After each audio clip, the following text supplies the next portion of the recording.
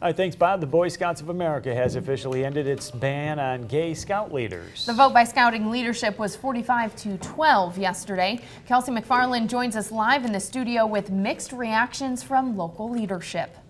The ban on gay leadership comes with some religious exceptions. Under the new policy, religious groups can choose leaders consistent with their faith. But some local churches plan to accept the big change.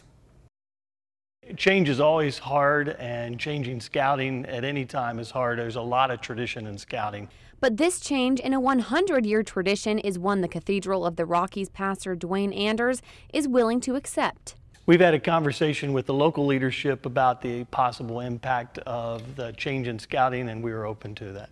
Other religious groups say allowing gay leaders in Boy Scouts isn't in line with their values. The LDS Church released a statement saying the church has always welcomed all boys into its scouting units regardless of sexual orientation. However, the admission of openly gay leaders is inconsistent with the doctrines of the church and what have traditionally been the values of the Boy Scouts of America.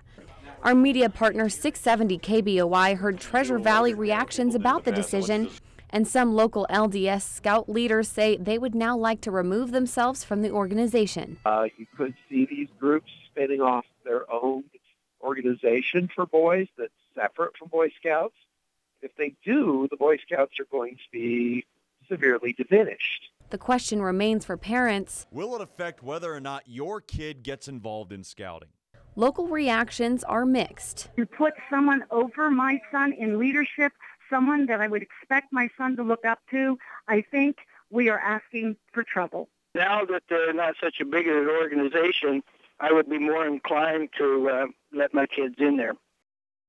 And some say this policy change was accepted after the Scouts decided that openly gay youth could participate but not adults. And that approach forced the ejection of gay Eagle Scouts out when they turned 18.